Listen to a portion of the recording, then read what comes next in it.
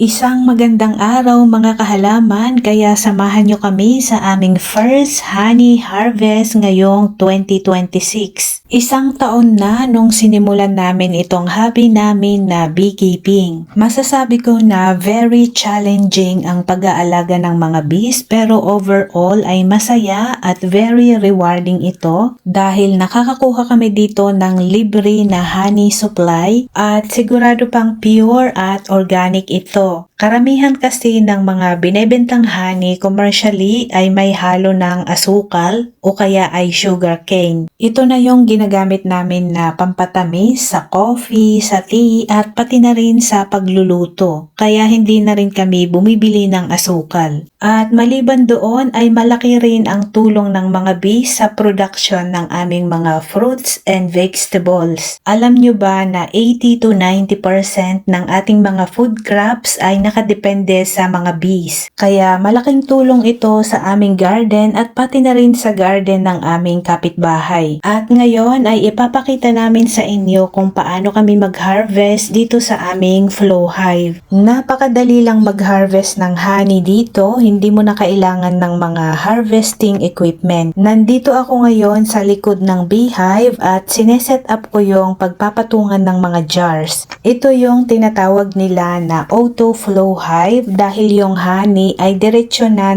magfo-flow dito sa jar. Hindi na natin ito kailangang i-extract o kaya ay pigain. Ang kailangan lang gawin para mapalabas itong honey ay itong mahiwagang flow key. Itutusok ko lang itong flow key dito sa butas at itutwist ko siya para mabuksan yung honey cells at mag-flow pababa yung honey dito sa my tube at papunta dito sa jar. Ayan, meron ng honey na dumadaloy doon sa tube. Wait for the honey.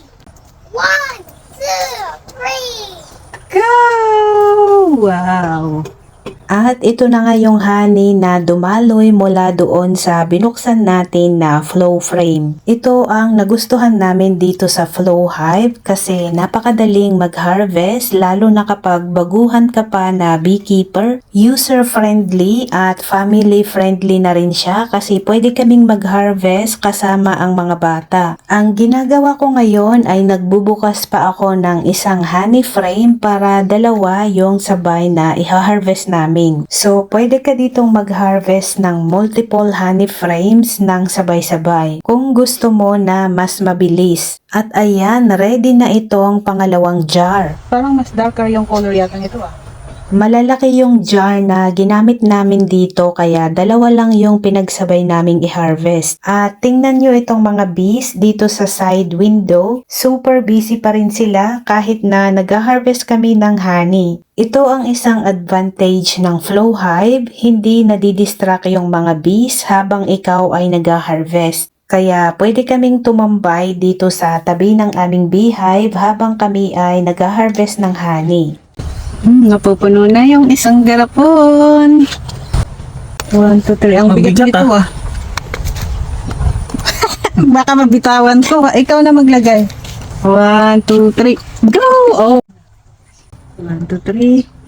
Itong mga malalaking jars na ginamit namin ay mga pinag-ubusan namin ng kape. Mga around 1 liter or mahigit pa siguro itong isang jar. Gusto namin ng malalaking jar para hindi ka napalit ng jars habang nag-harvest. Pang personal consumption lang naman namin ito kaya dito na namin nilagay ang honey sa pinag-ubusan ng aming kape. Maganda rin yung quality kasi niya, glass jars at saka makakapal siya. Kapag itong mga maliliit na jars ang ginamit namin, kailangan bantayan mo talaga kasi baka mag-overflow, mabilis siyang mapuno. Kaya next time ay bibili na kami ng malalaking jars kasi naubusan na kami ng empty na coffee jar. While harvesting honey ay nagtimpla na rin ako ng aking kape. Favorite bonding activity kasi namin itong honey harvesting kasi nagpipiknik kami dito sa tabi ng aming beehive habang nag-harvest. At nagdala na rin kami ng bread toast para pang snacks namin. At syempre hindi kompleto yung aking kape kapag hindi ko siya lalagyan ng honey. Ito yung special ingredient ng aking coffee. Medyo mahina na yung flow nitong honey dahil papaubos na kasi siya. siya. Itong kahuli-hulihang agos ng honey yung ginagamit namin pag nagpipiknik kami.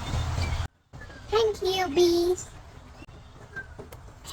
Dada, look at the back. Masarap din pang palaman sa tinapay itong honey, kaya ito yung ginagamit ng mga anak ko dito sa bread toast. Minsan, yung mga fruits naman, kagaya ng apples, ang nilalagyan namin ng honey.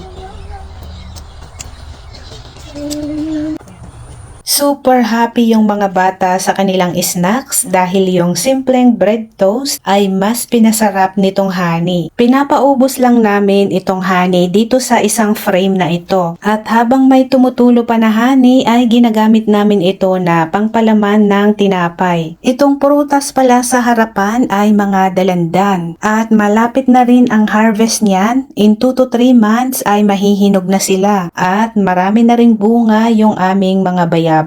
Napakaswerte namin kasi kahit nandito kami sa Australia ay sagana pa rin kami sa prutas na pang Pinas, kagaya nitong bayabas at dalandan. Mainit ngayon dito sa Australia dahil summer ngayon, buti na lang malilim itong puno ng aming bayabas kaya dito kami tumambay sa ilalim ng bayabas. Bee wants the honey too. Maybe eating the honey. Oh. Look. That's why I love our bee. And some bees there. Hello, bees. What is the bee doing? That's fun. Mama, is that bee there? To the queen. At natapos na kaming mag-harvest, 2 frames lang yung aming na-harvest dahil kulang kami ng jars. 3 malalaking jars at saka 5 na maliliit. Marami na yan para sa aming pang personal consumption. Ang kagandahan naman dito sa pure and organic honey ay hindi ito mapapanis kahit matagal mo siya na iimbak. Ang shelf life daw nito ay forever basta naka-store lang siya properly, tightly sealed at hindi siya makokontaminate ng tubig. Kaya hindi napapanis ang pure organic honey dahil very low ang kanyang moisture, very high ang sugar content at acidity. Naturally antibacterial siya kaya hindi makakasurvive ang mga molds at bacteria dito. At may mga added na bee enzymes na nakakatulong para ma-preserve ito. Maraming salamat sa inyong panonood at magkita-kita tayong muli sa aking mga susunod na video.